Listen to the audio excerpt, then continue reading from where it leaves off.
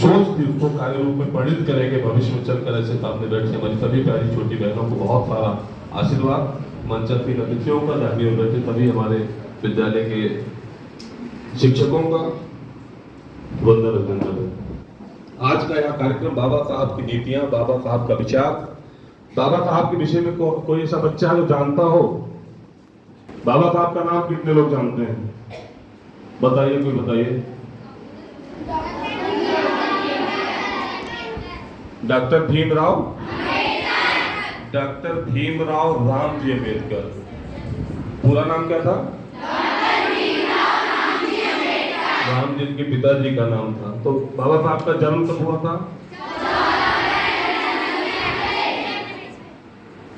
बाबा साहब प्रसिद्ध क्यों हुए? आज उनकी जयंती हम लोग क्यों मनाते हैं? और कुछ? बाबा साहब ने भारत के संविधान का निर्माण किया। संविधान के विषय में जानते हैं आप लोग क्या होता है? बताइए, आप बताओ। के संदर्भ में हो, छुआछूत रहा हो, पहले समाज में बहुत सारी कुरीतियां थी, बहुत सारा विश्वास था, बहुत सारी सामाजिक बुराइयां थी। उनको दूर करने के लिए बाबा साहब ने प्रण किया।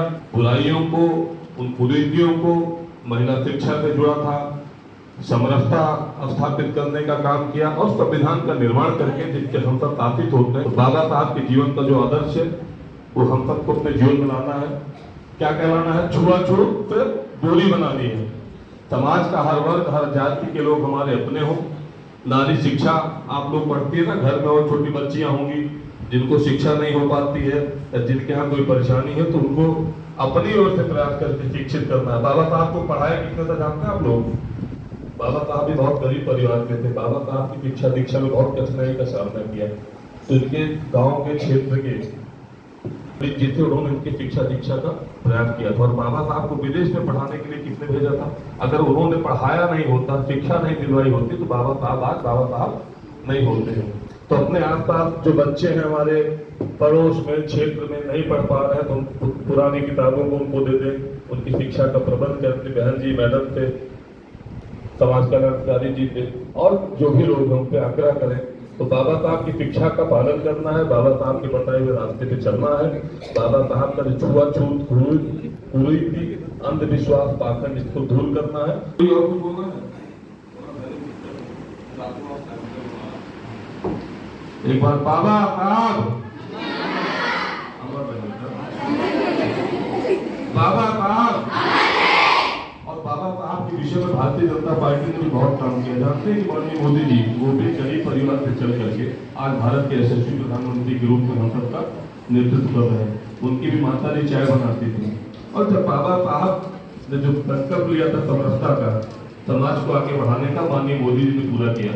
बाबा साहब से जुड़े 5 स्थानों के विषय में कोई जानता है जहाँ इनकी शिक्षा हुई हो, जहाँ इनको इनका जन्म हुआ हो, जहाँ इनका परिनिर्वाण हुआ, मृत्यु हुई हो? ऐसा कोई पंच तीर्थ का की जानकारी किसी बच्चे को? तो बाबा साहब से जुड़े 5 स्थानों को माननीय प्रधानमंत्री जी ने पंच तीर्थ घोषित किया है। और बाबा साहब को भारत रत्न देने, जब बाबा साहब को भारत रत्न मिला था तो उस समय भी भारतीय जनता पार्टी की सरकार ने बाबा साहब को भारत रत्न दिया था।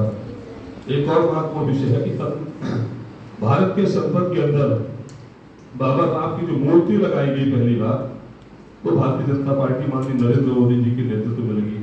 और एक दिल्ली में बड़ा संग्रहालय भी बना है। दिल्ली में एक बड़ा संग्रहालय बना है बाबा साहब के नाम से, वो भी नरेंद्र मोदी जी ने किया। और इनका जो लक्ष्य था कि समाज का अंतिम व्यक्ति जो है, समाज के निचले स्तर पे खड़ा व्यक्ति, उसको समाज की मुख्य धारा से जोड़ने का काम बाबा भीमराव अम्बेडकर जी ने किया है।